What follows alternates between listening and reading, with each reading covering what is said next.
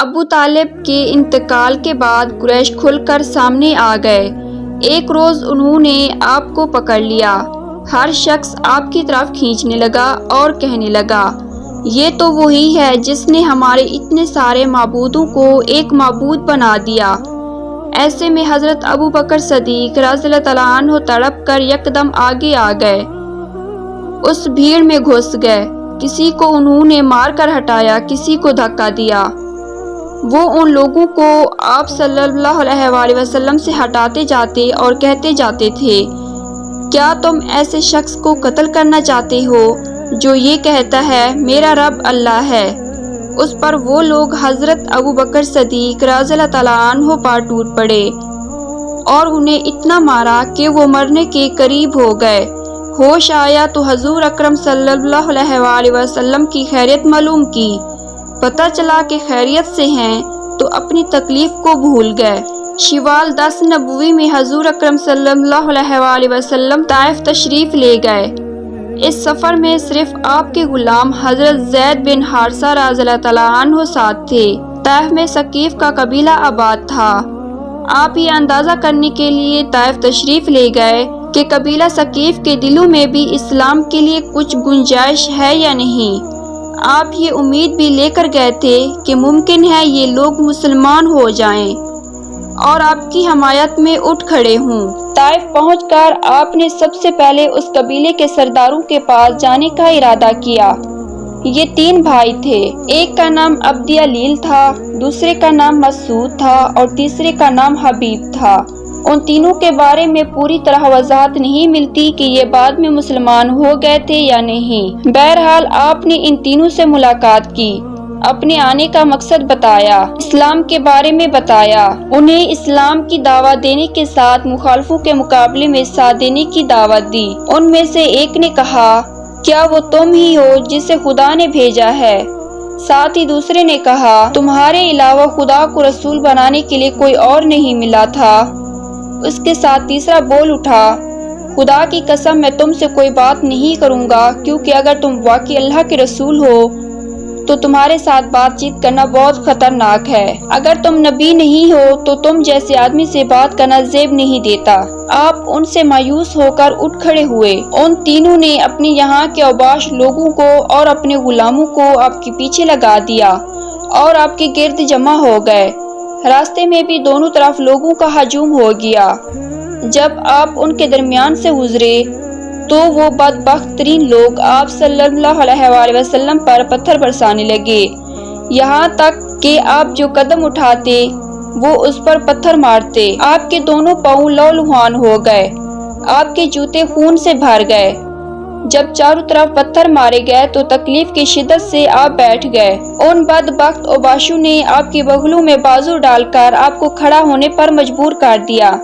جو ہی آپ چلنے کے لیے قدم اٹھاتے وہ پھر پتھر برسانے لگے۔ ساتھ میں وہ ہنس رہے تھے اور کہکے لگا رہے تھے۔ زید بن حارثہ رضی اللہ تعالیٰ عنہ کا یہ حال تھا کہ وہ آپ کو پتھروں سے بچانے کے لیے خود ان کے سامنے کر رہے تھے۔ اس طرح وہ بھی لہولہان ہو گئے، لیکن اس حالت میں بھی انہیں آپ صلی اللہ علیہ وآلہ وسلم کی فکر تھی، اپنی کوئی پرواہ نہیں تھی۔ ان کے اتنے زخم آئے کہ سر پھٹ گیا۔ آخر آپ صلی اللہ علیہ وآلہ وسلم اس بستی سے نکل کر ایک باغ میں داخل ہو گئے۔ اس طرح ان بدبخت ترین لوگوں سے چھٹکارا ملا۔ آپ اور زید بن حارثہ رضی اللہ تعالیٰ عنہ اس وقت تک زخموں سے بالکل چور ہو چکے تھے اور بدن لہولہان تھے۔ آپ ایک درخت کے سائے میں بیٹھ گئے۔ آپ نے اللہ سے دعا کی، اے اللہ، میں اپنی کمزوری، لاچاری اور بے بسی کی تجھ سے فریاد کرتا ہوں۔ یا ارحم الراحمین، تو کمزوری کا ساتھی ہے اور تو ہی میرا رب ہے اور میں تجھ سے ہی بھروسہ کرتا ہوں۔ اگر مجھ پر تیرا غضب اور غصہ نہیں ہے تو مجھے کسی کی پرواہ نہیں۔ اسی وقت اچانک آپ نے دیکھا کہ وہاں باغ کے مالکہ عتبہ اور شیعہ بھی موجود ہیں اور وہ بھی دیکھ چکے تھے کہ طائف کے بدماشوں نے آپ کے ساتھ کیا سلوک کیا ہے۔ انہیں دیکھتے ہی آپ اٹھ کھڑے ہوئے، کیونکہ آپ کو معلوم تھا کہ وہ دونوں اللہ کے دین کے دشمن ہیں۔ ادھر ان دونوں نے آپ کی حالت پر رحم آ گیا۔ انہوں نے فوراً اپنے نصرانی غلام کو پکارا، اس کا نام اداس تھا۔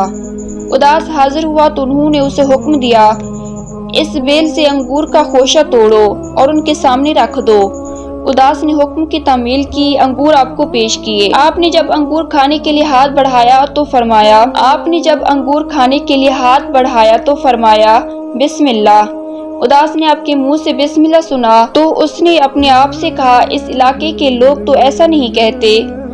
آپ صلی اللہ علیہ وآلہ وسلم نے اس سے پوچھا تم کس علاقے کے رہنے والے ہو، تمہارا دین کیا ہے؟ اداس نے بتایا کہ وہ نصرانی ہے اور نینوا کا رہنے والا ہے۔